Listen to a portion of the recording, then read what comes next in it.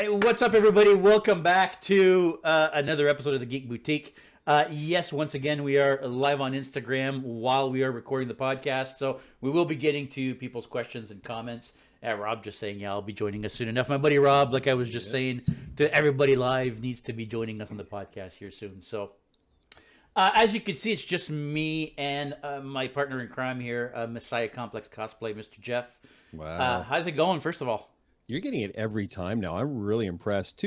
Once I got it once, then that's it. I know. Now you're good. Yeah, I'm really, really good. So, yeah, as JS said, just for those watching, we are going to be bouncing back and forth between doing the podcast here with each other, and we're going to be live on Instagram as well. So we are answering messages and questions and such that are coming up on the Instagram Live. But if you're watching this on YouTube, feel free, obviously, to leave a comment or a question below. You can do that as well. But, yeah, I'm doing good. How are you? I'm good. Just going to actually answer Nick's question here. Yes, Nick. The reason why I've got two sets of headphones on, I have to hook up my phone to headphones or else I can't mute the Instagram Live. I can turn it down to a minimum, but you can still hear it. And then that goes through my microphone. So I hooked up my other headphone, my Bluetooth headphones, to it so we wouldn't hear it. But now you can't hear me because it wants to use the microphone from over here. Yeah. So now I've got to use both, which is kind of dumb. But, you know, it is what it is. Yep. We'll figure it out. We'll one day figure out what the heck we're doing here. There we go. I'm doing good, man. A lot of stuff going on, specifically in media these days. I've got a freaking list of stuff that I want to talk about here today. I'm sure you probably got your own list. Yeah. Yeah, I got a few things, and not all of my stuff is recent either. I got some stuff I want to rehash too. So. Oh well, you know what? We should probably get to that. But actually, before we do get to that, yeah. If you are watching this on YouTube and you don't actually want to sit through watching all of this hour or so episode on YouTube, you can listen to us really on any of your podcast platform of choice. Actually, if you just go to Google and you Google the Geek Boutique podcast, the first couple of results that will come up are going to be us. So you can actually go listen to us there instead of watching us if you don't want to sit here and look at these ugly mugs. Jeff, maybe I'll let you start. I mean, I've got a bunch of stuff that I want to talk about, but most of the stuff I want to talk about is fairly new. So why don't you get going and we can rehash some stuff and then we'll go from there. Well, I'm going to start off with something a little bit controversial that I want to kind of get your take on as well, because I am on a rewatch of The Mandalorian. I just finished I'm in the second season now. I just finished the episode, the second Bill Burr episode where they have to break into the Imperial compound and get the information from the terminal. And I understand. I truly do. And I empathize with those that were offended by her tweets. But I already miss Gina Carano's Cara Dune character. And and I'm sure that's going to upset some people. I like I said, I understand that what she was saying online on Twitter was pretty offensive and not at all kosher. But the character on the show was fantastic and unique. There was nobody else on television like her, in shows like her. I thought she was a real trailblazer, that character, and just did the role so well. And now we're never going to see her again, because instead of just, your crazy cousin Gina at a family reunion just saying goofy shit that everyone just ignores, she, has a platform, and she said a lot of the wrong things to way too many people, and she lost her job because of it. It's just, again, I'm not condoning what she said. It just sucks, because not only, like, I'm sure we're going to see Grogu again, but we're never going to see Cara Dune again. And it's sad, because she was such a good character and such an integral part of the show. That's it, man. That's all I want to really rehash. I'm just bummed. Yeah, I agree with you that I liked her character. I mean, let's be honest. Gina Carano's not the actress of the century. She's not going to win any Oscars for what she's doing in The Mandalorian. But I don't know. I've liked her since I first saw her in American Gladiators. I'm not going to lie. That was the first time I saw her, and I've liked her ever since. I think her character on The Mandalorian brought a little bit of something different. A little bit of a different feel to Star Wars that we hadn't had before, that was kind of fresh, I found. Even though I know a lot of people are saying, it was a dumb character. I don't care what other people think. I thought it was a great character. I thought it was as far as what she said online, I mean, did she say some dumb stuff? Sure. Have other Mandalorian actors said dumb stuff and not get fired for it? Yeah. So, it's okay for Pedro Pascal to call people Nazis, but when she calls people Nazis, she's tone deaf and she gets fired. So, it's one of those things where it's like, I get it, but, nobody's perfect on that friggin' set. So, I think she got the short end of the stick. And it is what it is. She probably won't be back. I know there's rumors of her potentially coming back, but I don't think it's going to happen. No, and it is what it is. Let's see here. I think we've got a lot of people. Well, Nick is weighing in. He's talking about Lucy Lawless. So there were rumors abound that Lucy Lawless was hopefully going to take over the role of Cara Dune, or at least get some sort of casting. So the issue there, I guess, now is that because it was fan driven, Lucy Lawless herself came out, the actress who played Xena, and said, "You guys are actually hurting my chances of being on the show." She was actually in talks to star on another Star Wars show that she didn't specify. But now if Disney hires her, it's going to look like Disney's doing it and they're just bowing to fan pressure. And they don't want to do that. So Lucy Lawless came out and said, "Thanks guys for all the support, but you actually hurt my chances of being on the show instead of helping." So yeah, I don't think we're gonna. Unfortunately, I don't think we're gonna see Lucy Lawless. I think she would have been a great addition to the team. Gina made a dumb comparison, but there was no offense meant. I think it's forgivable. I mean, what could Mel Gibson was way worse. Been making movies for a while now. Don't recast Cara Dune. So that's all coming from my friend Neil Temple. I think Neil makes a pretty valid point. At the end of the day, Gina Carano said some stupid things. She didn't break any laws. This isn't a Me Too thing. This isn't, she said she made some rather dumb comparisons on a Twitter platform. Is what she did. And like I said, if this was 20 years ago, she just would have been your crazy cousin Gina at the Carano family reunion, and she would say the same stupid shit and everybody would be like, yeah, whatever. And she would still have a job and she would still be on a show and everything would be fine. But now we have platforms, and with those platforms, especially if you're a celebrity, there may be a certain level of responsibility that you have to take, because you're going to be speaking to millions of people at once. They're going to see what you're saying. So if what you're saying is hurtful or degrading or subversive or whatever, you got to take responsibility for that. Her First Amendment rights weren't an issue. And you know what? And I agree with you there. You got to take responsibility for it, but I still think there is a double standard in Hollywood. Oh, of course. There's no ifs and buts about it. There's a double standard in Hollywood that nobody can deny. Like Neil said, look at the stuff Mel Gibson's been saying. Like, the guy's off his freaking rockers, and he's still making fucking movies. Yep. No, I said, Pedro Pascal compared people to Nazis, and he's still working on the show. Although, to be fair, and this is going to sound crazy, but like, anybody can play the Mandalorian, right? I mean, if he never takes off his helmet again, it doesn't need to be Pedro Pascal. Well, in a lot, episode 4, I think it was in the first season, it's not actually, because he has 2 stunt doubles. If you see someone with gunplay, it's one guy. I know. If you Most see of him is not him. It's another guy. I think it's episode 4. He's not. Pedro Pascal is actually not in episode 4 at all. It's all the two doubles. But I mean, at the end of the day, it's. I know a lot of people are saying, well, she First Amendment and freedom of speech. Yeah, she has the freedom to say anything she wants, and she did. Nobody censored her. There were just consequences for what she said. Were those consequences harsh? Probably. Is she going to be able to work again? Certainly not for Disney. I don't know what other work she's going to find. I think she's a talented actress. I think she's got a very unique, dynamic look that nobody else has and nobody else can carry. I would love to see her back in something. I would love to see her character back in some way, shape, or form in the Star Wars universe, but that's just not. I don't think that's going to happen. No, I mean, it is wishful thinking. I mean, it is what it is. I'm not agreeing with what she said, but that Disney empire was built on a lot of controversial beliefs. Well, Nick's right. You know what I mean? They've done some shady shit. I'm not going to sugarcoat it. They've done some shady shit over the years. Sure, they have. And. So, I don't know. Like I said, there's a lot of double standards going on in Hollywood, and it is what it is. We're not going to do anything about it.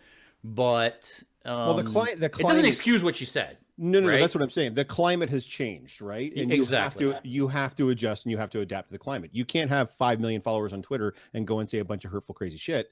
There's going to be consequences for that. So as long as you're willing to accept the consequences, knock yourself out, say whatever you want. Yeah. The consequences were she's out of a job of what was probably the biggest job she'll ever have on one of the biggest shows that's ever been. I don't know, Gina. I mean, I believe a lot of crazy shit too. I'm not on to the 5 people that follow me on Twitter and just spouting crazy shit off on the internet. I keep all that shit in here. And I mean, it's not that crazy. I'm not, you know what I mean. Well, you know what I'm saying. Got a couple million people following you. People on Twitter here, not on Twitter, sorry, on Instagram, could probably weigh in a little bit. But, they know I'm crazy, but that's just they're friends. That's fine. I want to actually stick with Star Wars, but I want to get off of Gina for a second. Well, actually, let's see. Yeah, no, that's cool. It's rumors of speech, but not freedom of consequences. That being said, people were way too sensitive sometimes at the times. Yeah, exactly. Right. It is a sign of the times. People are too sensitive sometimes, I think. Now, again, I don't want to say that what she said is okay, but at the same time, yeah, I mean, I feel like you can't say anything anymore. I mean, you know, it's there used to be a saying when we were kids that said, sticks and stones can break my bones, but words will never hurt me. Well, now it's like, oh, you offended me. I'm so hurt. Well, you know what? Shut up. Like, if you can't stand to hear what I have to say, don't listen to what I have to say. Like, if you don't like what Gina Carano has to say on Twitter, then don't follow her. Right? But anyway, I digress. We've got a lot of people joining here. Hypergate Cosplay. Hey, what's going on? By the way, if you don't know Hypergate Cosplay, go check her out on Instagram. Her Frog Lady from Mandalorian Season 2 is absolutely freaking mind-blowing. Amazing. It's amazing. Let's see here. Who else is on? Ice is there. Fatty Stew is there. Loki Quinn has joined us. My friend Teresa is there. Yeah, Dork Side is there. Yeah. Yeah, we've got a lot of people listening on live. Yeah. You're both incredible. Oh, well, thank you. Yes, she did kill it. It's amazing. Go check out that Frog Lady cosplay. Wait till you see it live, because it's even better live than what the pictures show. So, yeah. Staying with Star Wars, have you... Now, Disney has actually deleted this video, okay? Oh. Disney published a video on... It's like a promotional video on their new Galaxy Star Cruiser Star Wars hotel experience. And it's so bad, and the fan reaction was so bad, and so many people started canceling that they removed the video, first of all. Wow. Oh yeah. Hey, listen, if you guys haven't seen it, and you guys haven't seen it, make sure you go check out Star Wars Galaxy Star Cruiser. Now, the main video is gone, but there's a lot of people that have made reactions to it, me included, so you can actually still see the video online. And man, when they announced this, they were booked for 6 months. Solid. You couldn't get in for 6 months. So this opens up in March. You know what? Let me back up for a quick second and let me explain what this is. Galaxy Star Cruiser is a Star Wars themed hotel that is basically at Galaxy's Edge. So if you want to go and have a whole Star Wars experience, you can go to Disney, you can stay at the Disney hotel, and when you come out of the door, you're coming out right at Galaxy's Edge. Now, the minimum you can buy to go there is 2 days for 2 people. You can't just say, oh, I'm just going to go by myself for 1 day. No. Minimum is 2 days for 2 people. It is $4,800 US. Disney can make that money, yo. So it's $5,000 US for 2 days for 2 people. And it looks nothing like Star Wars. Like, they did the promotional video, and it's ridiculous. Somebody says they missed the mark for the hotel. It's crazy. I don't understand how they completely went sideways, and it looks and feels nothing like Star Wars. So they uploaded this video, and with the backlash, listen, dude, you can now go in the first month. You can now go online and book for the first month because there's been so many cancellations. That bad. And in 3 months, 3 months from the opening date, it's wide open. You can go anytime you want. So they've had thousands of cancellations. Is this like a holiday special bad? Like it was that bad? Like Star Wars holiday special? Like it was that bad? Yeah. It doesn't feel like Star Wars at all. It feels like dollar store Star Wars. Like Sci-Fi Channel cheap knockoff. So anyway.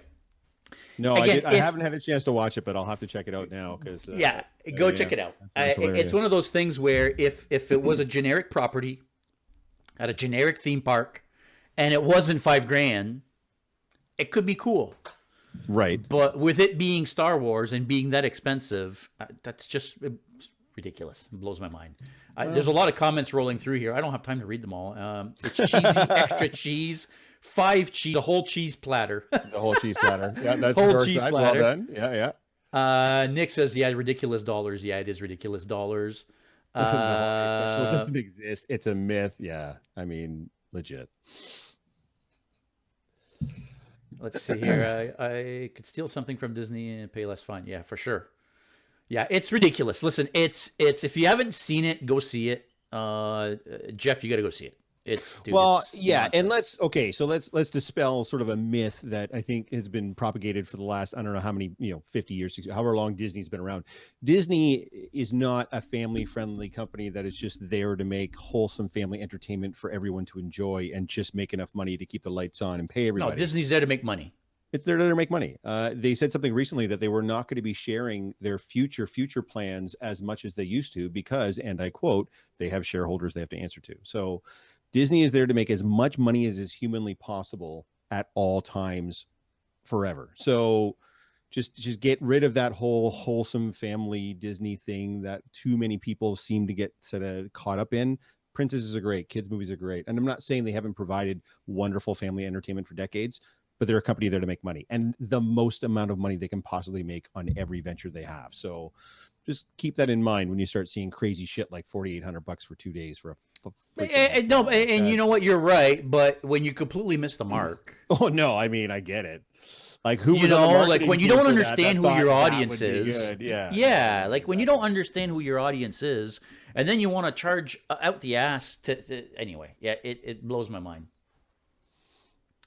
My friend Michael's joined us. $4,800 or better. Come with a prince or princess of your choice for the night. Oh, Nicholas, that's not very family friendly. That's weird. So that's the other thing that's weird is if you go to Galaxy's Edge, and I don't know if anybody in the comments is big to Galaxy's Edge, but you're not allowed to dress up.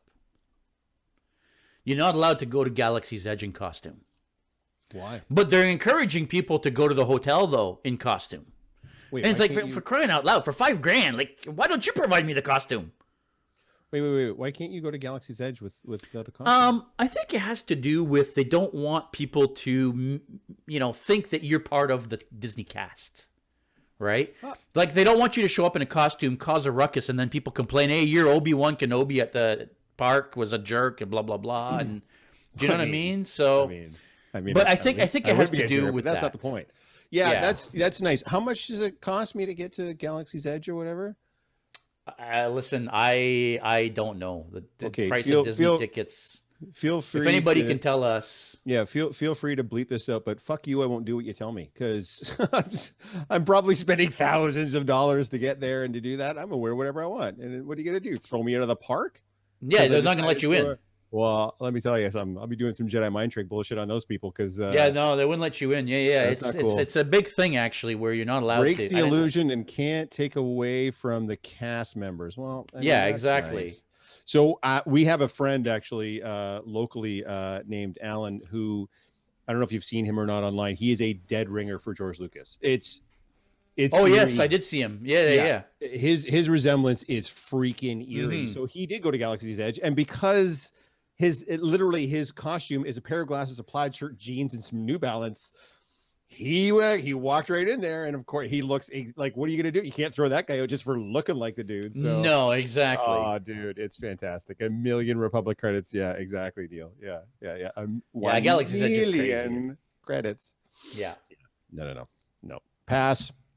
Anyways, what else have you got, sir? Because I do have. I want to talk about the Matrix Resurrections when you get a second. Whatever you want to. Yeah, let's. You want to do it now? Yeah. So last time we spoke, we were, I want to say, understandably concerned by the lack of marketing surrounding the film. It looked like Warner's was maybe not as confident in the film. Shut my mouth and call me Sally, because they have certainly done an about face on that, and they have amped up the marketing considerably for that film. New trailers have been released. There's all kinds of different marketing material. Hell, there's NFTs now that you can buy in regards to the Matrix. So Is Warner just, I don't think if Warner was that worried about the film, they would be sinking this much money on the advertising and marketing side. Are they just hedging their bets and hoping if they create enough hype that it'll increase viewership? Or do you think they have a renewed confidence in the film? Maybe they did some test screenings and it went well, or whatever the case may be. That's a very good question. I never even thought of that. I personally am a little bit worried from the marketing that I've been seeing. The whole less is more thing. I feel like the more they put out, the more I'm worried that they're screwing this up. The latest trailer had a reveal that I didn't think. I mean, everybody kind of knew it anyways, but it had a reveal in the trailer that I didn't think they would. I thought they would. Yeah, they've now showed us that Smith is back. Essentially, and everybody was kind of like, "That's clearly who he's playing," but I mean, it wasn't revealed so much. Yeah.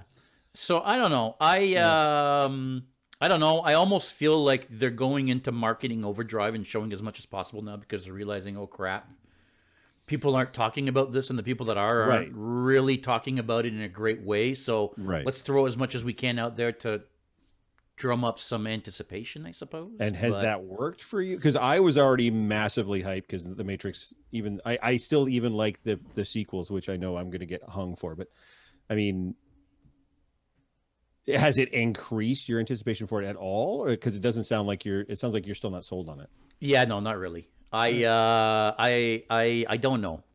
That's fair. I am worried we're getting another. Oh God, what was the name of the last one again? Revolutions. Was it Revolutions? Yeah, we're getting another Revolutions. I'm worried that's exactly what's happening.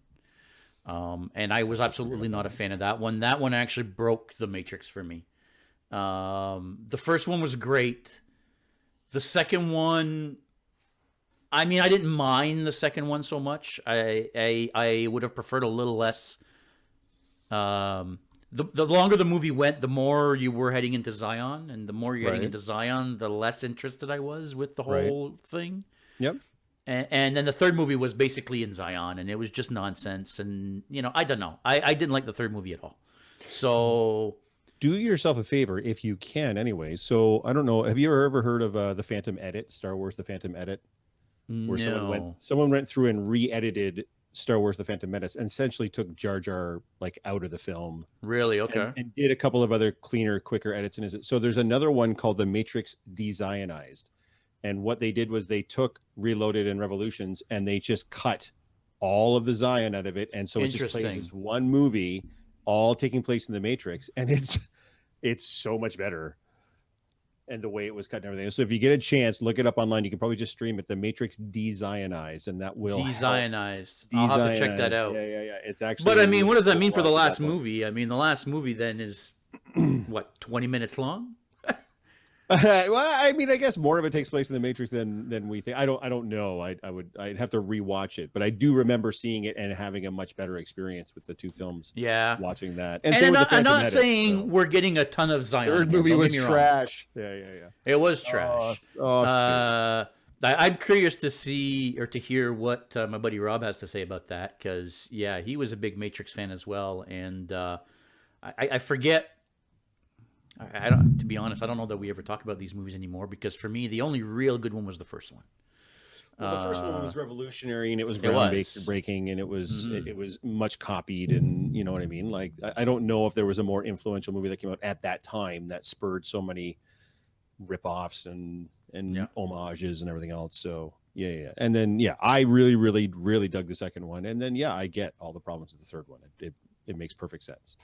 I get what they were trying to do, and I appreciate where they were trying to go with it. Just the execution just wasn't there. But so, what about you? Are you excited for this? Dude, I was excited when that first trailer dropped, and it had that epic White Rabbit song going on in the background, and it looked like he was back in the Matrix, but something different. And so I've been hyped right from the jump. So, and the fact that we're getting Trinity back, that we have a new Morpheus, we obviously have some new characters.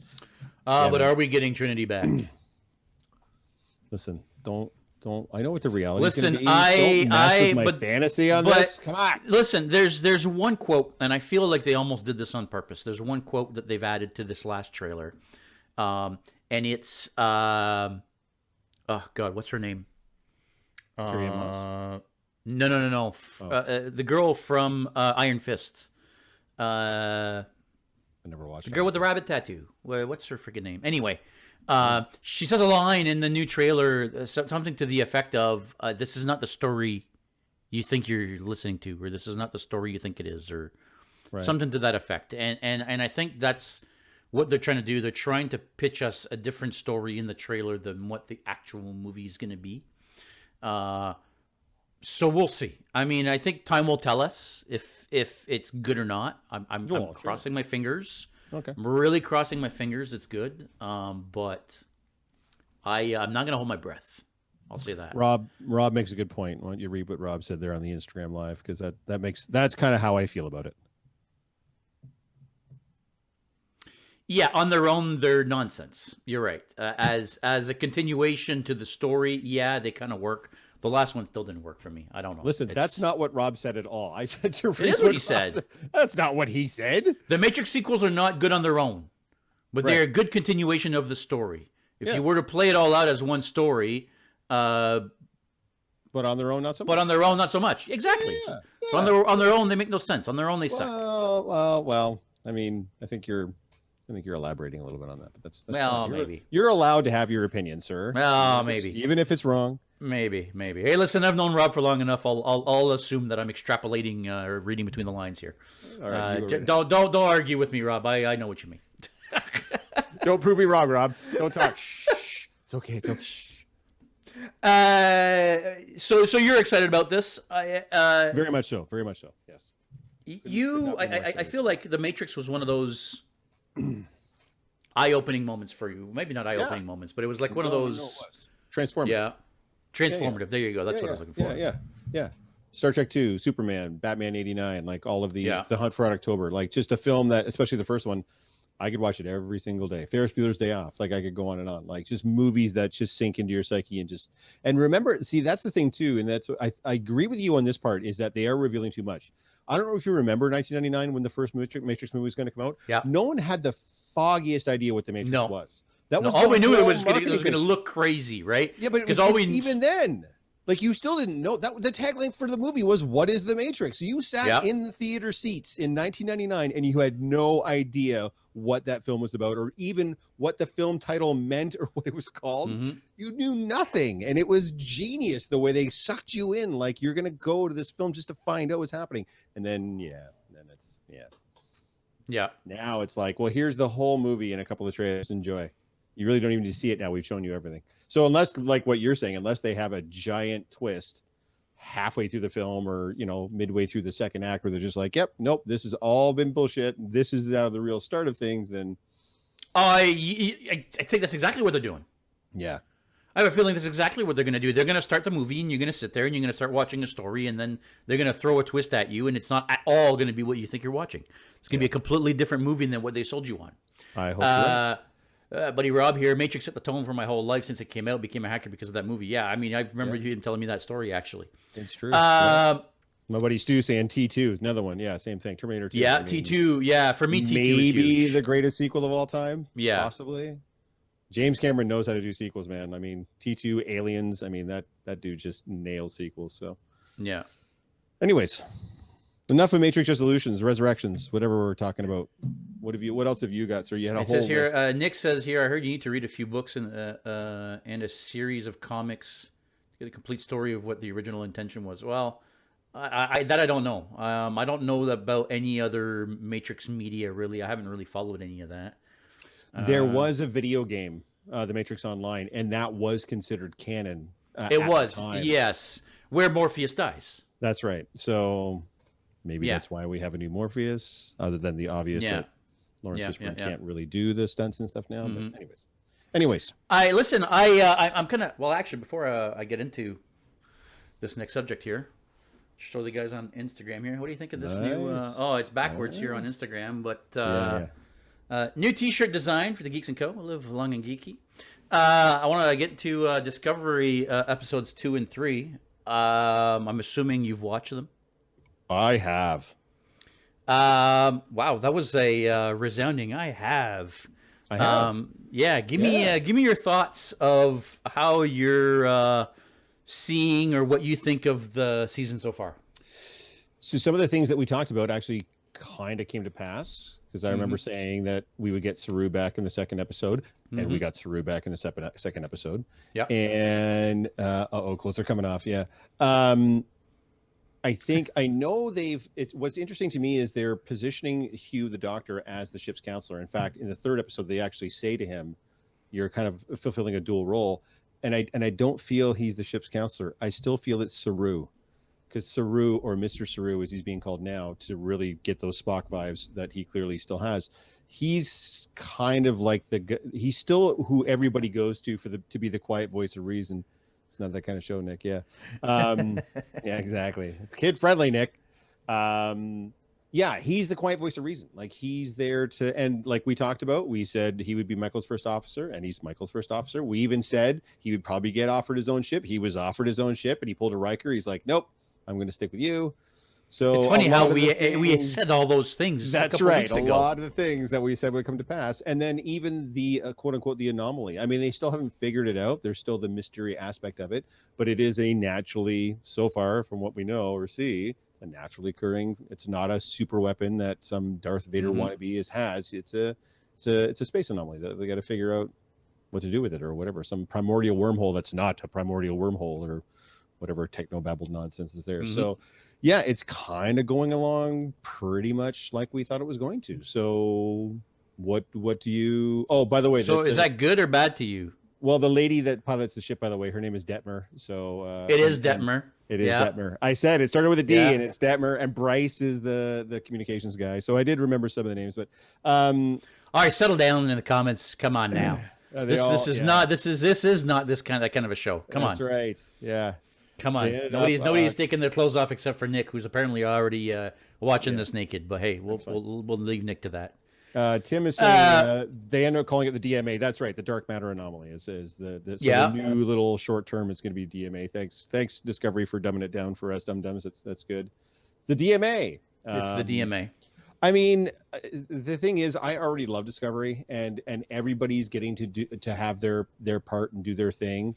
So Adira has the whole thing with Gray, and he now has a body, and that's a little bit plot breaking, because now that they've kind of perfected the fact that they can make an android body for somebody, nobody ever really has to die anymore. Yeah, now people don't die anymore.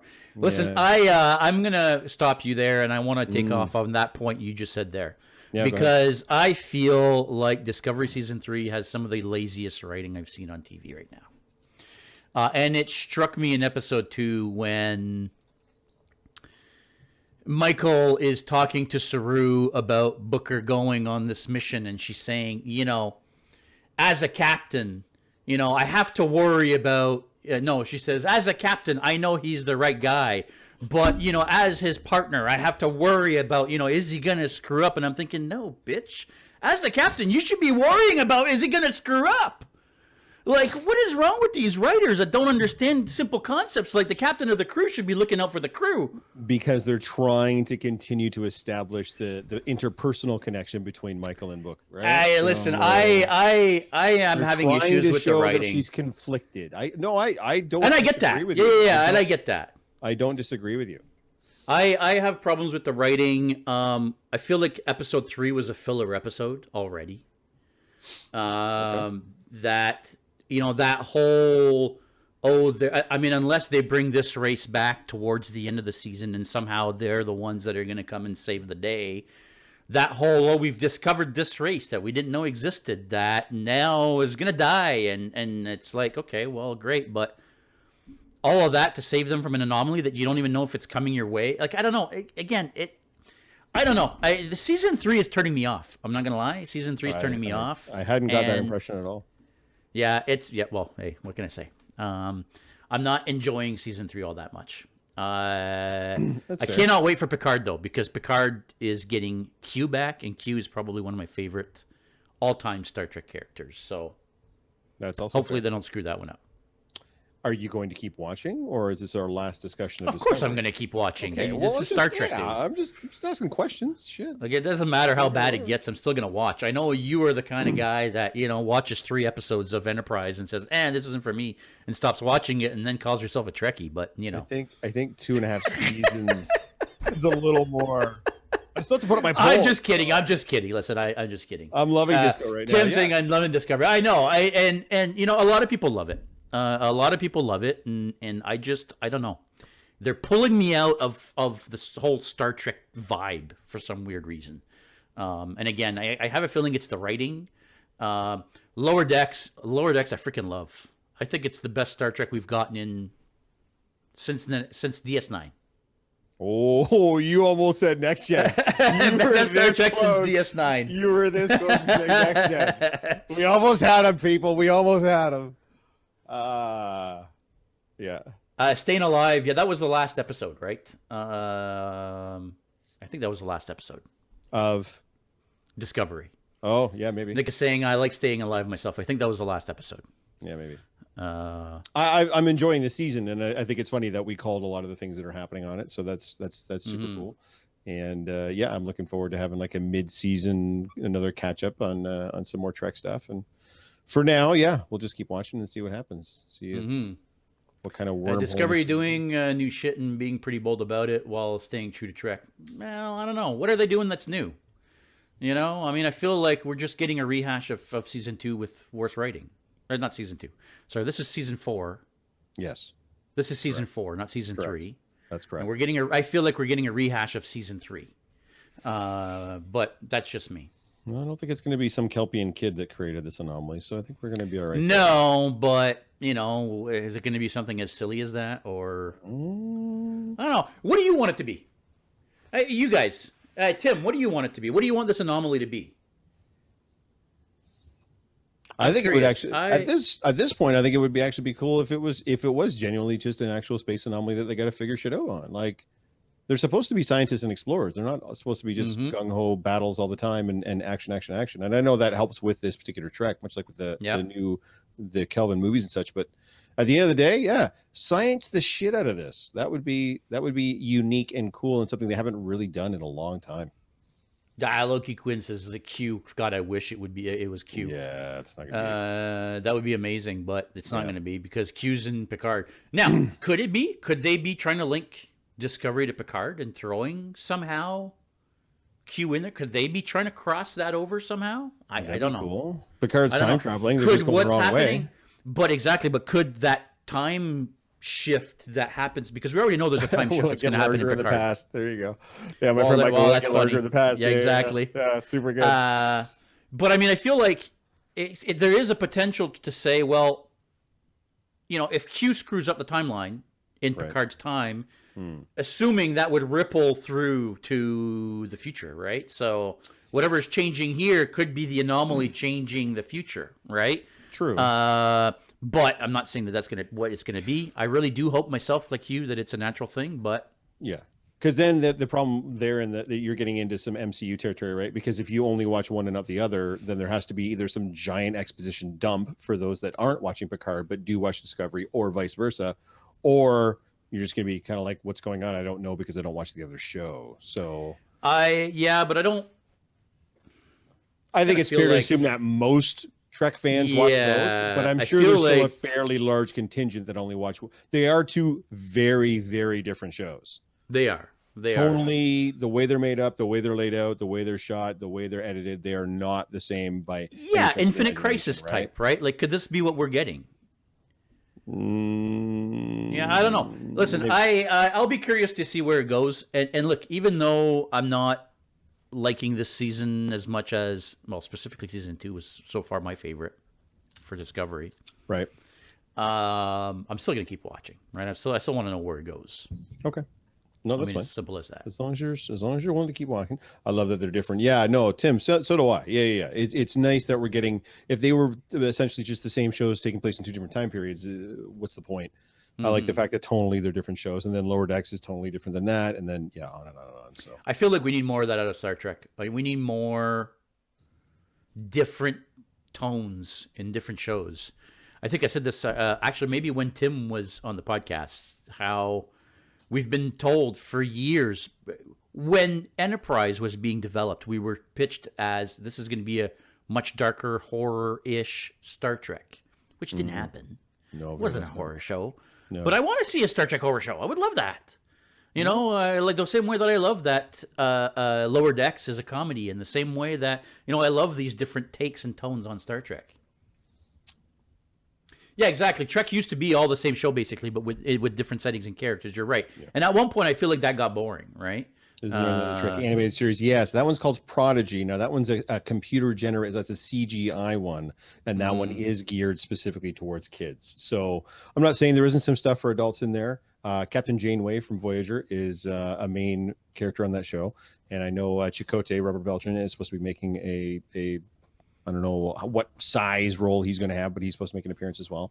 But yeah, Prodigy is same what Tim is saying. It's something else entirely. Again, it's both tonally, look, feel, the whole 9 yards. So I checked it out. Wasn't for me. I may come back to it at some point if I'm desperate for Trek and there's nothing else for me to consume at that point.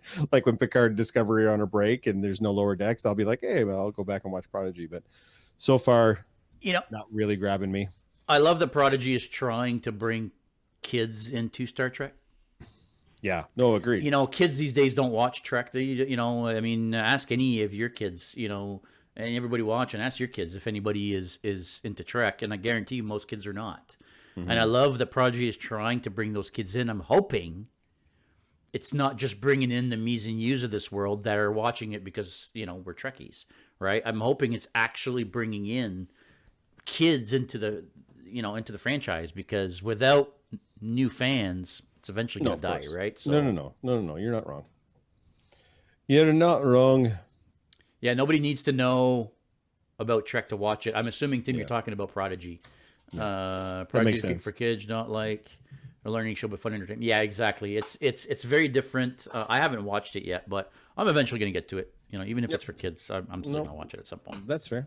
Have you checked out the Wheel of Time yet on Amazon? I have not. One of my buddies keeps talking to me about it, and apparently it's very, very good. I haven't checked it out. They're on second season now or something like that, aren't they? No, so they greenlit the second season before the first season even came out. Oh, I see. I think the first episode dropped, and then they greenlit the third season. Oh, wow, really? And there's only 5 episodes out thus far. The 5th one just dropped. So I have watched all 5, and pacing wise, it's a little slower. It's definitely taking its time getting to wherever it is that it's going. Like each episode has like a little action set piece, but overall it's not quite, it's not The Boys. It's not, you know what I mean? It's not something that's like, it's not Discovery. It's not just action piece, set piece, character piece, action set piece, character piece. It's a lot of talking and world building, which is good, but there's times where I'm like, the episode's on and I'm just kind of like looking at my phone and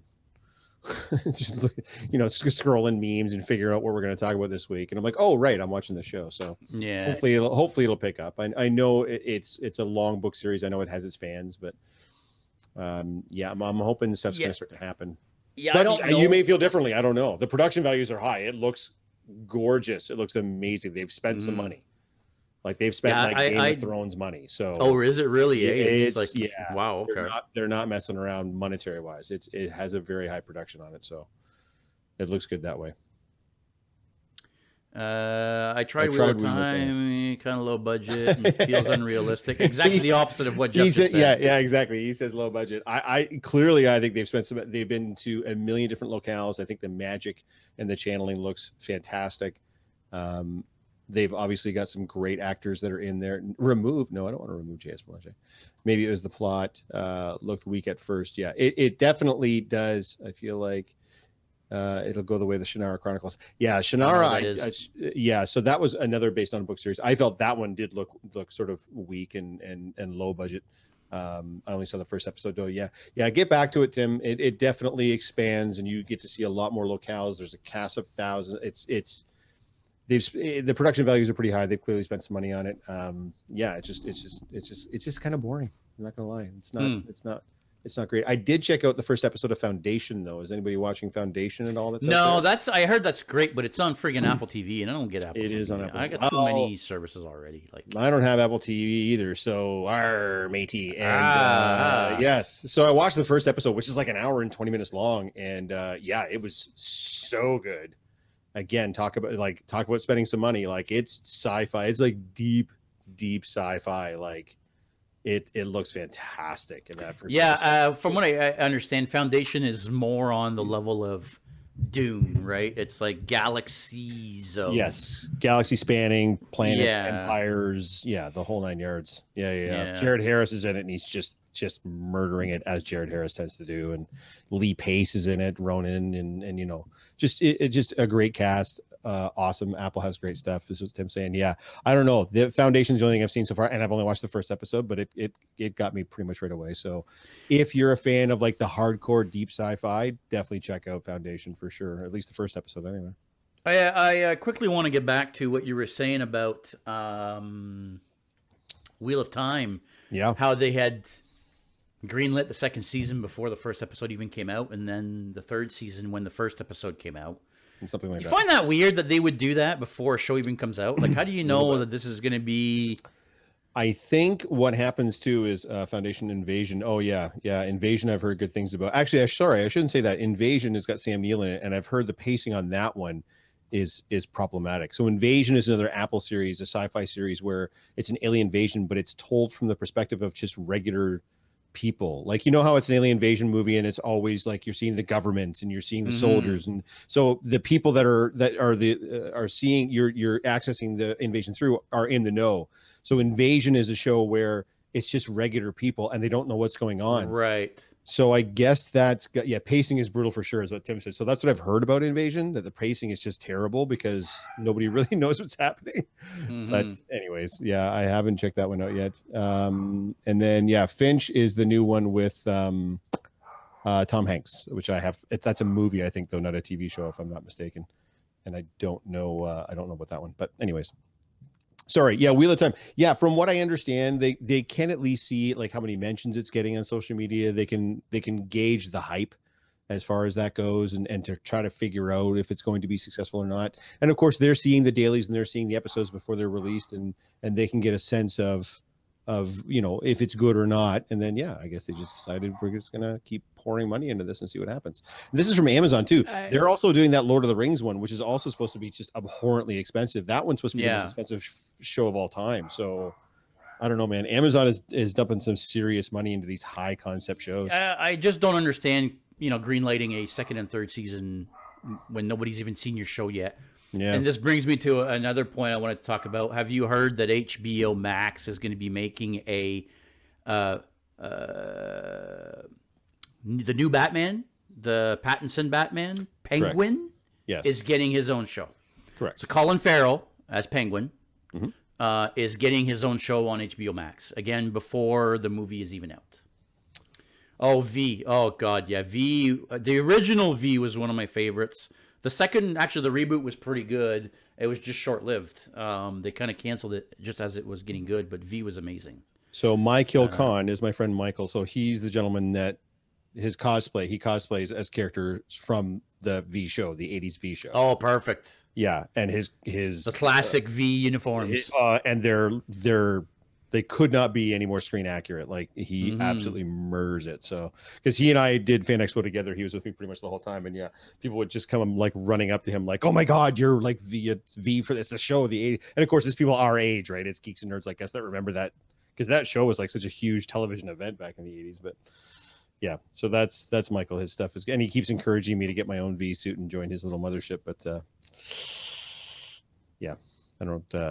I don't have the kind of money to drop on that kind of thing. I got too many things on the go right now. Yeah, you mentioned that the Penguin show, it's my understanding it's not coming out before. They haven't even started shooting it yet, and the Batman is coming out in March. So I would assume it will come out after.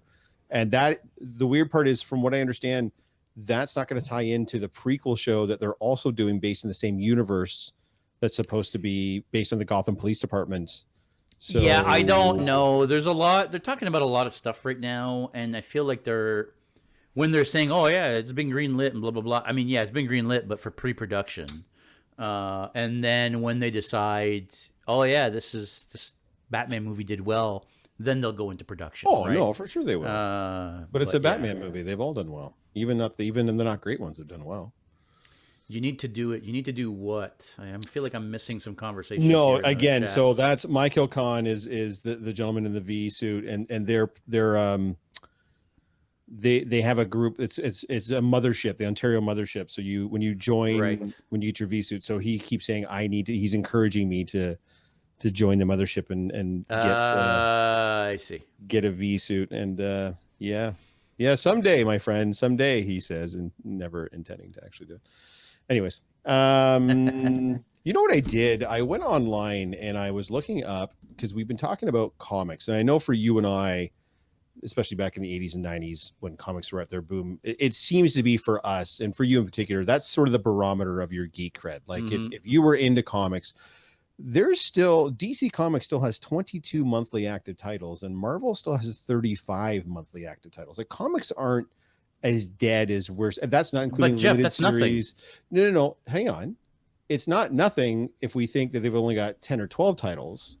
They don't have 10 or 12 titles. They've got 22, and that's just the active monthly. That's not the limited series. That's not the one. You're right. You're that's right. Not the but trades. DC used to have, if I remember correctly, at one point it was over 80 different monthly titles. Way recently. Yeah, in the 90s and 2000s. Yeah, they had, you know, Marvel had hundreds.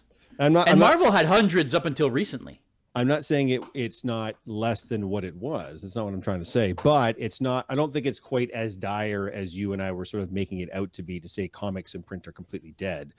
Oh, no, listen. It's not completely dead. The big two alone have nearly 60 titles that they're putting out monthly. That's still a significant amount of books. It's not what it was. Nothing's ever going to be the way it was. There was no digital media in the 90s. Comics were all we had. But nearly 60 titles, that's still a significant, and again, that's not limited series, that's not one shots, that's not trades, that's just monthly active titles. That's not bad, man. That's not terrible. They're saying that I forget what they call this. There's a term that they use in the comic book business for when they're re-releasing already existing comic books. Like they'll re-release 90s Batman stories and so on and so forth, and those are selling better than the new comics. Right. No, of course. Which again, it's a nostalgia thing, right? I mean, we talk about that almost every week, right? That's right. Well, because we're old. Well, we are. Getting our comics in the mail in the 90s. Yes, I do remember getting comics in the mail in the 90s. Nobody does that anymore. Yeah, nobody does that anymore. You can get beer in the mail now, though. I've just found you can recently. Yeah. One of the craft places here in town, they have like a monthly thing, and they just send you beer every month. Oh, you can actually order from them and they'll deliver to you. Or no, you can just sign up for like a monthly thing. You can. That's what I mean. No, I know. Let's say right now you want beer, you can call them up and say, hey, and they'll courier some beer.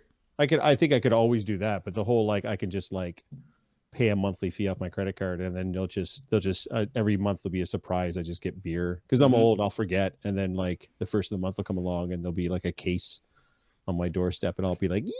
I'll be all gleeful because there's new beer. I want beer in the mail. One of those. That's what I'm saying. Beer in the mail. That's what I mean. Like I can get like a courier to me, but that feels like, I don't know. I want it to be like our parents would sign up for monthly jams, and like your mom would get like a jam or a recipe in the mail or whatever. I'm just gonna get beer in the mail. That's genius. Like, how did it take us this long to hit this level of sophistication and technology? It's like those monthly boxes, right? Whether it's the KiwiCo boxes or the Loot crates or there's a million of them now, right? But it's beer. It's a beer box. Yeah. Are we picking up what I'm putting down here, man? I mean, gonna send me beer to my house. Yeah, Pop Shop. You know what? That's funny you mentioned that. I'm not sure how to pronounce it. Is it Mike? Mike Hilcon, but it's Michael. Michael's is actually. It is Michael. Yeah. When I was a kid, we used to get Pop Shop, and yes, they would deliver.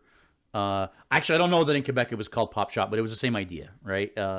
Every couple weeks they would come and they would pick up your empties and they would drop a brand new crate, right? And you'd always have a shop de pop, whole crate, whole crate full of different flavors of pop, right? Yeah. Beer de root. Yeah, they do have those for everything. Those boxes is crazy. They have them for almost everything. There's this brand new one that's like an adventurer box where you get like knives and bags and different survival stuff. And I mean, it's crazy. Knives and bags and survival stuff. Beers for survival. Well, I mean, in your case, I suppose it is. I mean, are you saying that's what are you drinking there? Hey, listen, I'm drinking. I'm kind of a Miller guy myself. Yeah, so see, I'm where is it? I have. Diet Pepsi Zero something or whatever because Oh, well, look at you. someone's got to work in the morning. Well, I have to work in the morning too, so I'm going to stop me from having a beer or two. I mean, you know. Holy cow. Hanging out with you, I mean, I have to have a beer or two. Wow. Beer's a life source. Wow. There you go. Hey, see this? That's why we don't do this very often. We need somebody between us to buffer and mitigate this shit. So, dude, you've seen Venom 2 finally. I did. What did you think? I mentioned this to somebody else. I could watch 2 hours of Tom Hardy arguing with himself as Venom just the whole time. I thought it was hilarious. Every single time they were interacting. Was Woody Harrelson, did he just kind of mail it in and get a check? Absolutely, that happened. Did the Banshee girl, whatever they were calling her, Shriek? Was she terrible? Boy howdy, was she terrible. Was the movie overall nonsensical and just absolutely silly and bonkers? Absolutely it was. Did I have a great time in the 92 minutes that movie was on? You bet your ass I did. Yeah, I am exactly with you on that. You know, I'm a little bit conflicted when we talk about Venom because I've got, I mean, I can't really show you guys, but I've got Amazing Spider-Man 375 on here, which is Venom and Spidey on the cover. I was reading comics in the time of, you know, Todd McFarlane inventing Venom. I remember buying the first series that Venom was released in. When I think of the character, Venom is not the character we're getting in the movies at all. To me, that's not Venom. But man, are they awesome movies. I freaking love them. He's amazing. I have something for, I don't know if it's Tom Hardy. I don't know if it's the comedy they're injecting in it. I don't know what it is. Even though to me that's not Venom, they're amazing. I love those movies. No, it's all Tom Hardy. I don't think that either one of those movies work if it's not Tom Hardy. Yeah, and Tom Hardy doing both roles, by the way. Like it's totally it's the only way it works, and it works brilliantly. And I can't wait for there to be a third one. And it kind of works even better when you know it's him. Right? When you know that it's him, it's freaking genius. Yeah, Tom Hardy is freaking hilarious. Yeah, Wayne, that's what I'm saying. I mean, the interplay between he and himself, or Eddie Brock and Venom, is so, it's so great. I could just watch all of that. Like honestly, I found myself just tuning out of the plot. I didn't care because the interaction between the two of them was so great. And I know that's terrible, and that doesn't make it okay. I get everyone's gripes with the two Venom movies. It's not high art, guys. It's not meant to be high art. It's meant to be a dumbass popcorn flick. That's why the second one was only 92 minutes. There was exactly. There wasn't a lot of character development. There wasn't a lot of story involved. It was meant to be fun, and it was fun. I had the absolute best time, and I would watch it again because I know I only got to kill 92 minutes, and it's just 92 minutes of Tom Hardy arguing with himself.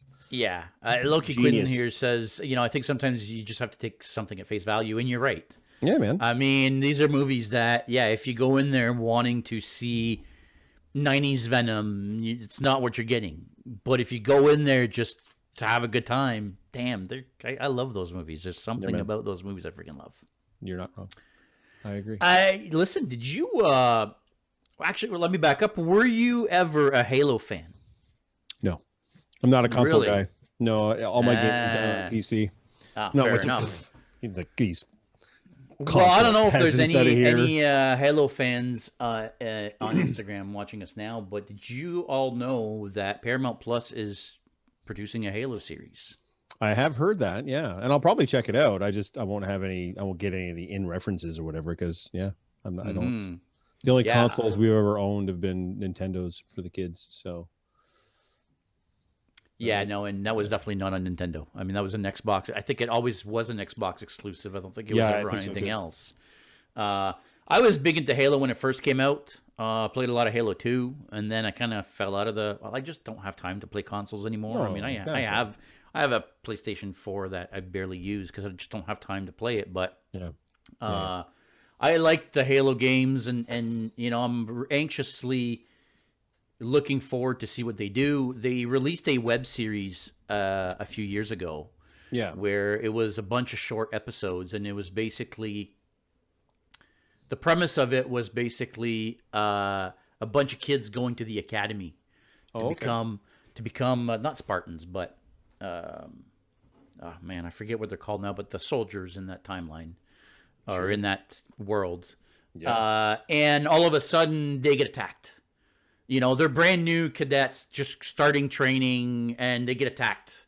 And shit's going down and they're running away and they're getting shot and they're getting killed one by one until Master Chief shows up at the end.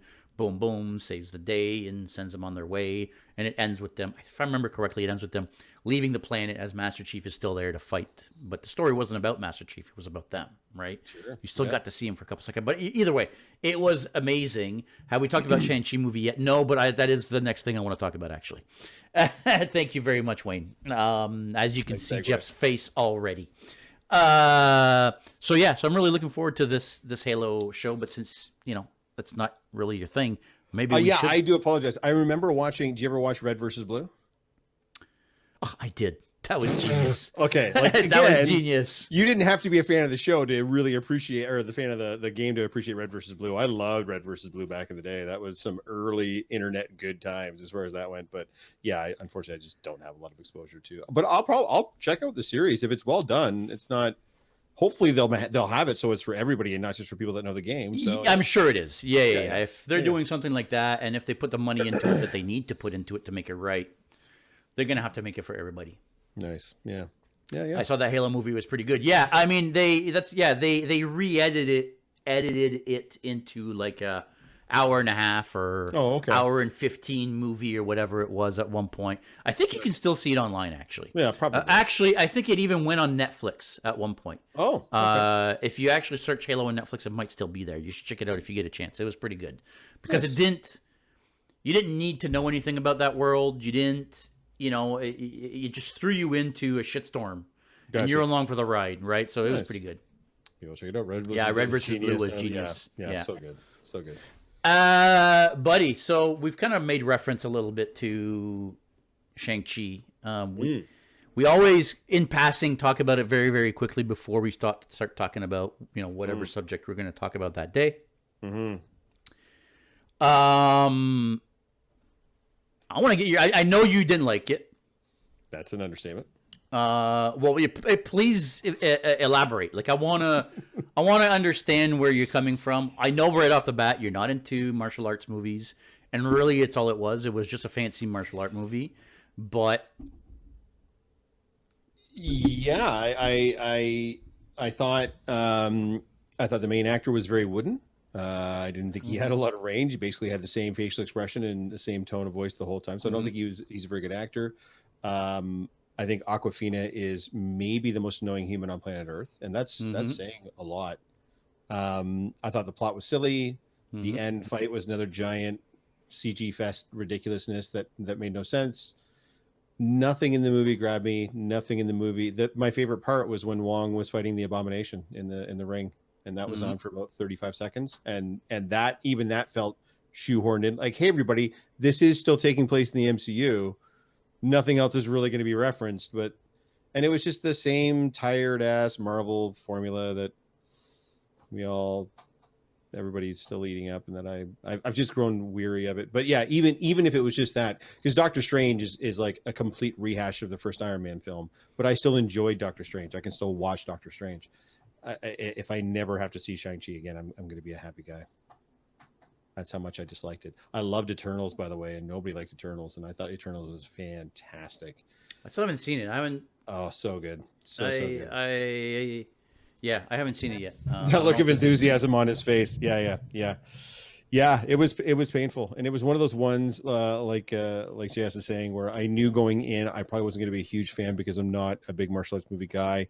But that's the martial arts part of it was what I had the least issue with. It was just I just thought it was just such a terribly done movie from start to finish. Nothing. I enjoyed Tony Leung as the original Mandarin. I thought he was cool. He was the best part of the movie. Easily. But yeah. He was the best part of the movie. Now the rings are bracelets, and I don't know. It's that I didn't understand, that the rings are bracelets. They don't have individual powers like they do in the comics. Yeah. And then I thought, well, do they not want to do that because they don't want to confuse people? Well, then we had the Infinity Stones, and now we got the rings, and right. Even though the powers are completely different and they're not at the same level as the Infinity Stones at all, but still, I feel like that's why they probably changed it. But I still thought that was a little bit silly, a little bit weird. I agree with you that Simu Liu is. I mean, look, he's a fellow Canadian, lives right here in Toronto. I mean, he just wasn't very good. I mean, I didn't think so. I'm assuming he's the one that's doing a lot of the martial arts, like a lot of the stunts. I would assume which so, yeah. personally looked great. The fighting was amazing. The choreographies were great. Yep. But he's not a very good actor. You're right. Aquafina, I can't stand. Yeah, it's just the worst. I can't stand Just the Aquafina. Yeah. I will admit though that she kind of worked for me in this movie. Well, This is the first movie that I saw her in that I thought, okay, like that annoying personality that she always has, or she always does kind of the same character. Yeah. It's kind of my issue with it. It's always the same character. But that character worked in this context. Okay. For me. No, that's and Michelle Yeoh, well, I love Michelle. I mean, Michelle Yeoh is fantastic. Like that's Yeah. I have nothing but, and I mean, I think now we know why she had to leave Discovery, because obviously she had to go and shoot this. So that makes sense to me. Which, by the way, not to segue right off it, but have you seen the trailer for the new Reacher television series based on the I Jack have. Reacher? So I think we know, and I apologize to anybody that's Titans watchers out there. Spoiler alert. Now we know why Hawk isn't on Titans anymore, because he's doing that show, and he looks doing his own show. Somehow he looks even bigger on Reacher. Yeah, he looks massive, and I don't know if it's a camera trick or whatever it is, but dude, He's already a big dude. he looks ginormous in this. He's jacked, yeah. If you don't know a lot about Jack Reacher, so there were 2 films that starred Tom Cruise as the titular character Jack Reacher, based on a series of books. In the books, he's supposed to be this giant blonde guy, so he's supposed to look like the actor playing him on the TV show. And so that was one of the big issues that everybody had with the original Reacher movies, is that Tom Cruise is not a 6'5" blonde guy. He's a 5'6" brunette guy. But the first Jack Reacher film was fantastic. The second one, not as fantastic. But yeah, at least now we know why Hawk had to leave Titans. Which and I think he's going to be a great fit for that role. Oh, I think so too. I feel like he's got that witty. He brought a little bit of comedic relief to Titans that I think is going to play well in this show.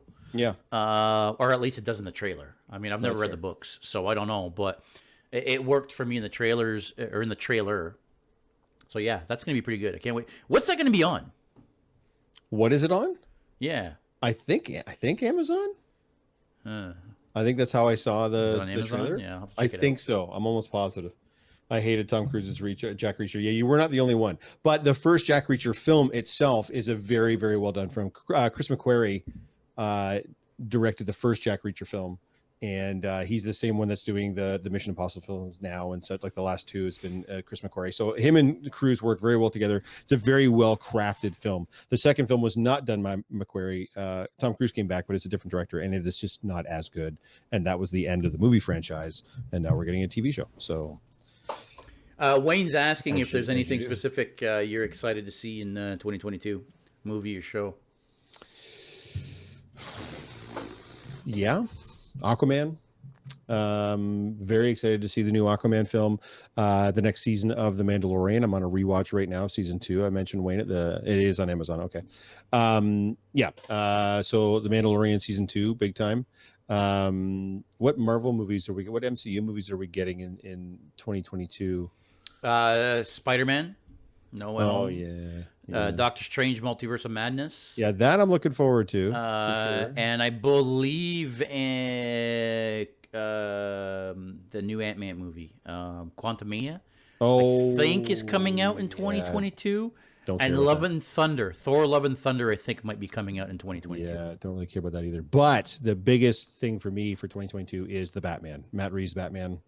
I don't remember the last time I was that hyped for a movie. So that's, and it's, I'm putting the cosplay together specifically because of that. So it's, that's that Batman. I don't know why that one's really speaking to me, but yeah, that's my big one for 2022. March of 2022. Oh, actually, I think Spider-Man's out in like a week and a half or whatever, right? Like, yeah, I think this. Yeah, December 17th. I think is when the. Yeah, I think so.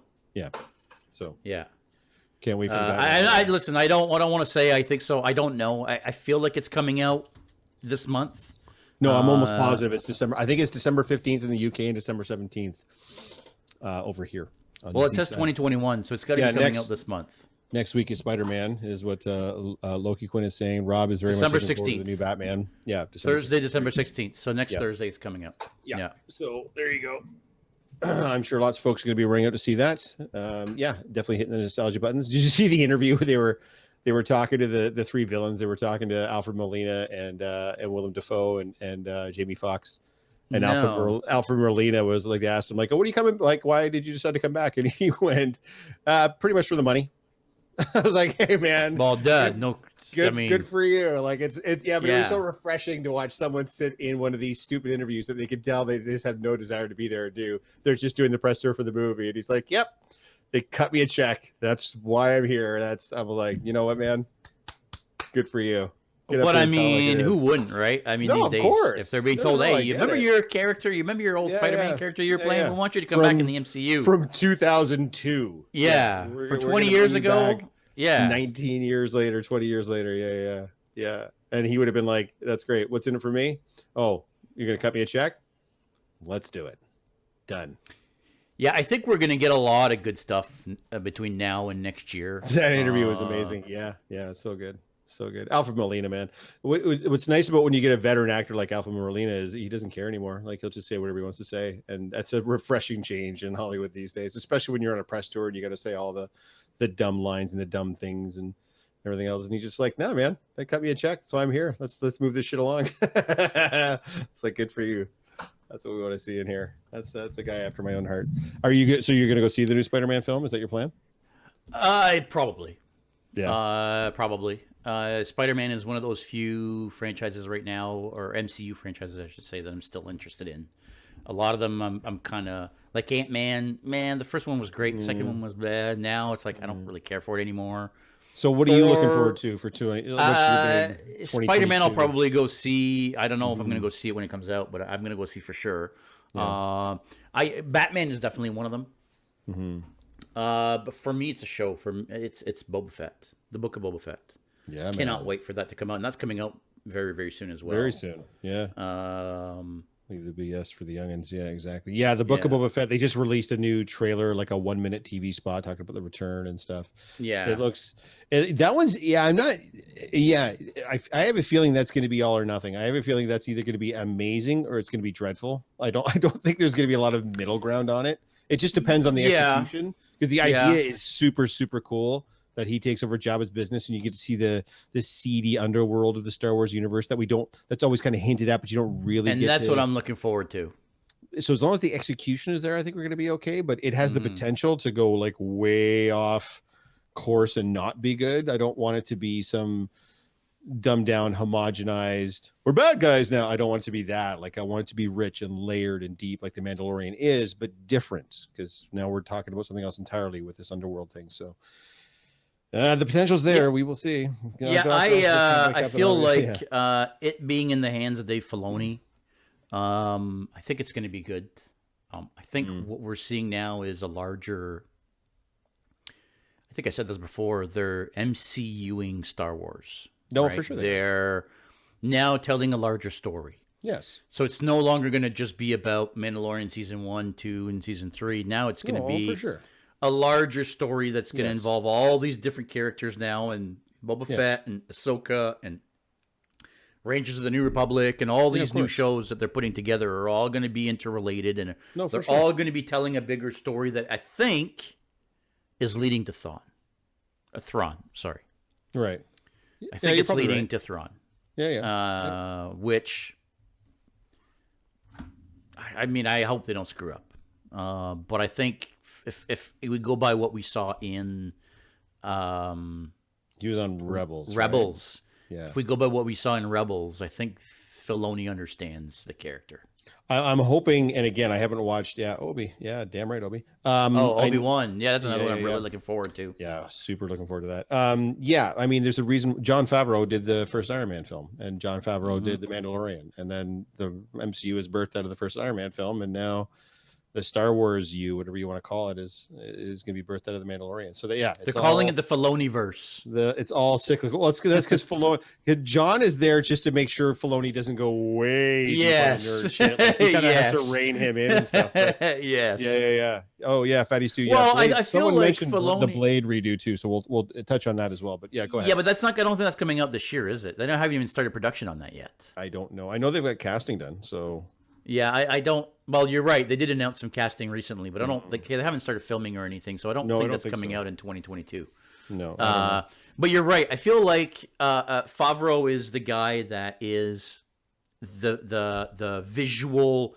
This is how we're going to put what Filoni is thinking of into a TV format, into a show format, right? Agreed. Filoni has all these nerdy things he wants to put out. Super nerdy. Favreau is the guy that makes it happen as far as making a TV show out of that stuff, right? So yeah, I was watching. There's something on the Disney Channel where they break down. They talk to all the different directors and then some of the actors from the first and the second season. Yes, the Disney Gallery. For the Mandalorian. Yeah. There's a moment. I think it's still in the first when they're talking about the first season where all the directors are sitting around the table and Filoni starts talking about the death of Qui-Gon and how important that was to the overall story. And he talks, no joke, he talks for a solid 7 or 8 minutes. And it's just him talking. And up until then, it'd been like people in this round table just talking back and forth.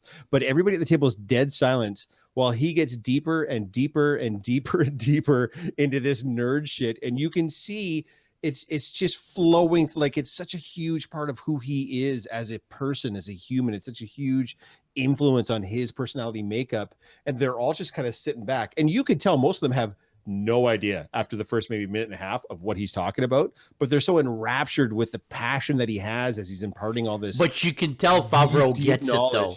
Favreau gets it. Favreau's sitting there, and you can tell he's totally into it, right? Yeah. But maybe not understanding the minutia, like the details, but same thing. Like he can feed off of that passion, and you can he's got like he might as well just put his hand out on Dave's shoulder, on Filoni's shoulder, and be like, "I get it, my friend. Like we'll do it, but we've got to do it in such a way that everybody gets it, and not just the deepest nerd in the world that you are, because you got to sit in a room with George Lucas and tell him what you wanted to do. And George was like, here, take some money and go do that. And then you got to make Clone Wars. So we don't all get to do that. So, that's anyways. No, I agree. Blade. So just to get back to Blade quickly. Yeah. I mean, I'm looking forward to Blade. I think that for me, a lot of people say, oh yeah, the X-Men were Stop fighting in the channel. Oh, they're fighting over Obi-Wan. Who's going to get Obi-Wan? Yeah. It's fine. Yeah. Stop fighting nerds. Anyways, go ahead. Continue. Bunch of freaking nerds. To me, Blade was the original comic book movie. It was the comic book movie that started it for me. Right. It wasn't X-Men. It was Blade. Right. And there was something about those movies that proved to the world that you could do a comic book character. Mm-hmm. In a way that wasn't comic booky, right? In a way that was more grounded in reality. I was about to say grounded in reality when talking about a guy that's killing vampires, but I think you know what I'm saying, right? Who's a half vampire himself? Yeah. No. I get it. So I'm really excited to see where they go with the character. I think that I'm sorry if I don't pronounce his name right, but Marahasha. Anyway, him is a great. I'm not even going to attempt it. Yeah, I think he's going to do a good job. I love the original Blade as well. I mean, that's actually my issue. Is the original Blade is such a groundbreaking, amazing, wonderful film. I don't know. And the second was a Guillermo del Toro film, and it was good in its own right. The third one is a steaming pile of dog shit, but I don't know. I don't know. I mean, it was silly. Trinity was kind of silly, but it was terrible. I mean, it was meant to launch a series that never happened, right? No, I know, but it was terrible. Well, it was, yeah. Yeah, exactly. But I don't know, man. I don't know how you recapture because Blade is. Go watch Blade right now. It's timeless. It's still. I love Trinity. Of course you did, Loki Quinn cosplay. Of course you did. She doesn't like the Dark Knight, but she loved Blade Trinity. That's all. Well, that's because Ryan Reynolds is in Trinity. That's why she loved it. Yeah, no, I know. And You Tracy know, Lords. Yes, Tracy Lords actually is in. That's Tracy Lords is in Trinity. No, she's in the original Blade. She is literally in the club when all the blood comes down. I don't remember that. Huh. The opening scene of Blade. Yeah, but I don't remember seeing Tracy Lord in the movie. Interesting. That's Tracy Lord. Of course, my buddy Michael's gonna be like, yeah, Tracy Lords. Yeah. Yes. See, I was right. Loki couldn't say Ryan Reynolds is Hannibal. I know. That's exactly why she loved. That's that reason why is the reason why Ryan Reynolds is still jacked to this day. But he got jacked for Blade Trinity, which is a shame.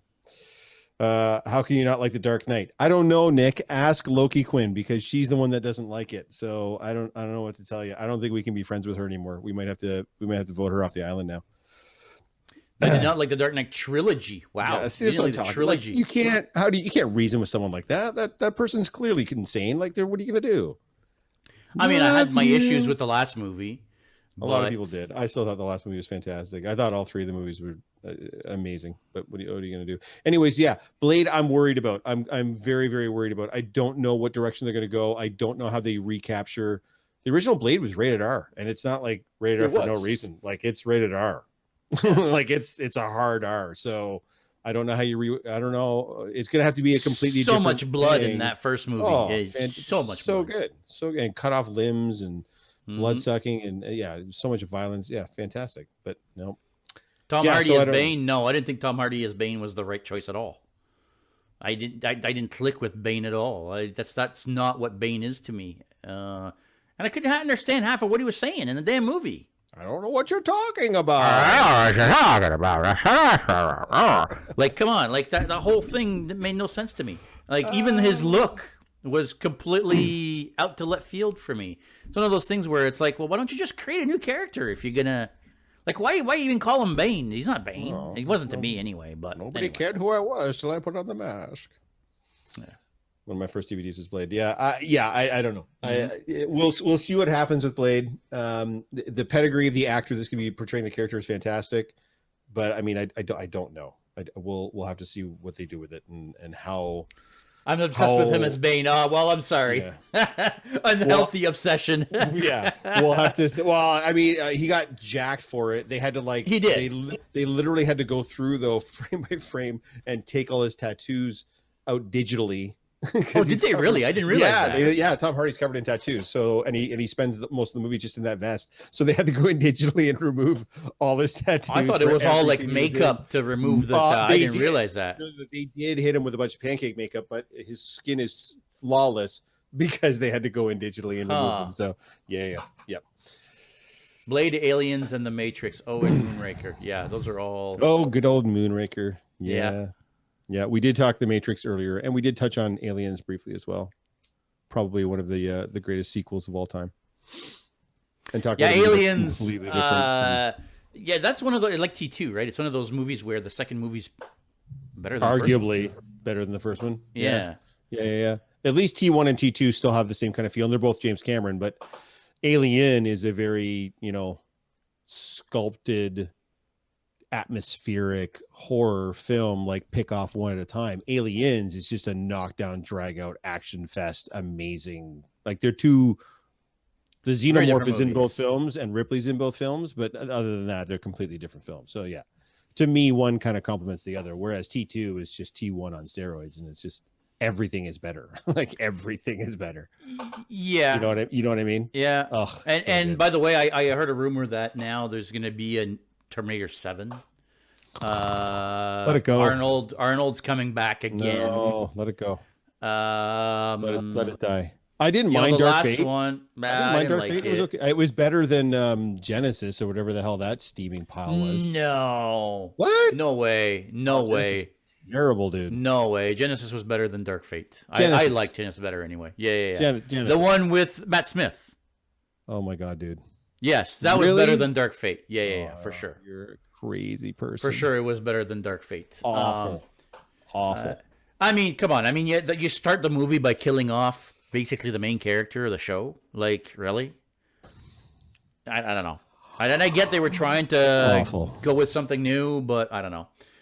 What's the best thing about being a geek in the era? What's worse? Either one you can answer. I'll let you answer that one because I kind of answered that last week with my rant, and I'm still hearing about it. So Uh, the best thing about being a geek in the current era is normally I come on here and I talk about the evils of social media. And don't get me wrong, there are still a lot of evils in regards to social media. But the fact that we can now celebrate our geekdom with so many different like-minded people through social media is amazing. There's a reason why geek and nerd culture has gotten so big, Wayne, and part of the reason why is not just because there's more of it to consume, but there's more of us to connect on it. So many of you guys watching, we've never met, but we all love geek and nerd shit. I am the evil that is social media. You're right, Nick, you are, but you're still a geek and you still like geek shit, so that's what we connect on, right? I remember I first met you, you were doing the Deadpool thing, so that's, I love Deadpool, you love Deadpool, so we get to be friends through our love of geek shit. So that's the best part about being a geek. The worst part about being a geek is the exact same thing. Is now it's permeated out to a point where there's so many different people that are into it, and when you attract that many people, you attract your share of assholes. And you just can't get away from that, unfortunately. So what used to be a very niche little thing that a very few number of us enjoyed, and it was like the secret desire that we would only share with each other, now it's being shared across so many different platforms and with so many different people that you get your fair share of people that are like, well, actually, and toxic fandom and that kind of stuff. So yeah, the exact same thing. What brings us all together is also what's slowly kind of tearing us all apart, and that's the best and the worst part of being a geek nowadays in the modern era. I completely agree. I think that, geek. Look, when we were kids, you couldn't tell people you were reading comic books because they would, ostracize you. They would make fun of you. They would, now it's normalized, right? Now everybody wants to be a geek, right?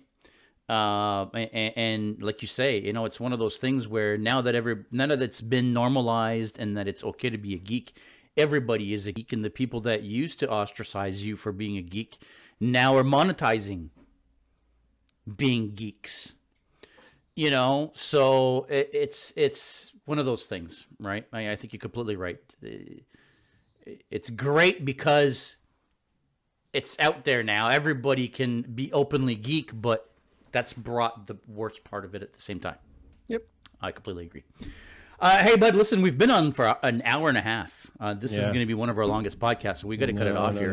No, Daddy's got to go to sleep, man. I got to work in the morning. Yeah, for sure. But listen, for everybody watching on Instagram, as well as everybody watching us or even listening to us on your favorite podcast platform, thanks for sticking with us. There's still a bunch of people watching us live. That's amazing. No, it's been great. I love actually doing this live thing because we actually get to interact with people and answer questions and get people's opinions, and I think we should do this more often for sure.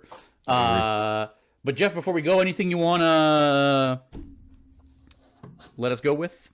Any words of advice? Any words of advice? I don't think so. Maybe I don't know. Maybe we don't have to take everything quite as seriously as we do. So let's just enjoy all this wonderful geek renaissance that we're in the middle of, and maybe a little bit less dramatic. I'm going to be going out with my good geek friend Mike, different Michael that's here now, my good geek friend Mike, who will be, let me promote next week's show. So next week's show is going to be about Lord of the Rings. We're finally going to do a Lord of the Rings episode, and we're going to likely have two guests on the show. We mentioned earlier, Cosplins. Lindsay is going to be joining us. She is a Lord of the Rings super fan. And my friend, one quarter of the El Quattro gang, Mike, is going to be joining us as well. And he's not Stephen Colbert level of LOTR fan, because nobody is Stephen Colbert level, but his knowledge of Lord of the Rings is deep. So he's going to be here to kind of keep us, on track and from getting too far out and into the weeds and stuff. He'll pull us back in. So tune in next week. I don't think we'll be doing it live because there'll be four of us, and I don't think we can do four people on a live, but we are going to be doing the podcast. So if you're a big Lord of the Rings fan and you want to get your nerd on for that, check us out next week. Tell you what, maybe we can broadcast on YouTube next week like we did. Yeah, that's a good idea. A few weeks ago. So everybody watching here, if you liked what you saw tonight, you can watch us on YouTube next week. Same bat time. Well, not same bat channel because we won't be here on Instagram. We'll be on YouTube. Right. But make sure you check us out on YouTube because we can still follow the conversation and interact with you guys and everything. So make sure you check it out. Jeff, thanks, bud. Always a pleasure. No problem. Hey, and you as well, sir. Well, thank you very much. I don't know for the rest of the month how many episodes we'll actually have. I mean, we'll obviously have an episode next week. Yeah. With Christmas and stuff, we may be on hiatus for a week or two. So if you don't see us, don't worry. We will be back in the new year. But we're for sure doing an episode next week and maybe even the week after. We'll see how that all goes. I feel like we need to do a MCU update episode with Spider-Man coming out next week. I want to talk some theories and some stuff. We can do that around that and all that. Sure. And then, like I said, since we're going to do MCU, make sure my buddy Rob joins us here. So you better get caught up, bud. Yep. Better get caught up because we're going to be talking MCU. Exactly. What If? Check out What If you haven't. Or I know don't, that's one thing. No, it's worth it. I mean, the ending, I think the first half was good. The second half, for me, was a bit of a letdown. But I was always a fan of the What If comic books when I was a kid. So, Yeah, no, that's fine. You can do 4 live. Oh, apparently Nick says we can do 4 live. Well, if that's a few people have mentioned that. So maybe we can give it a shot. Maybe we'll have to try it out, check it out, and see what happens. And if this is a cool format. I like us doing this. So yeah, for sure. Sounds good. Okay. All right. Well, thanks everybody for sticking with us. Everybody online, thanks for watching. Make sure you click that like and subscribe button. Being a tiny channel like mine, really, really helps us out. So make sure you click like, leave us a comment, let us know, what you think of the show. Hopefully, some of these guys here are going to come in and rewatch this episode. They won't, but hey, generate some traffic. Oh, a bunch of hearts here popping up on Instagram. But thanks for watching, everybody. Stay geeky. We'll see you next week.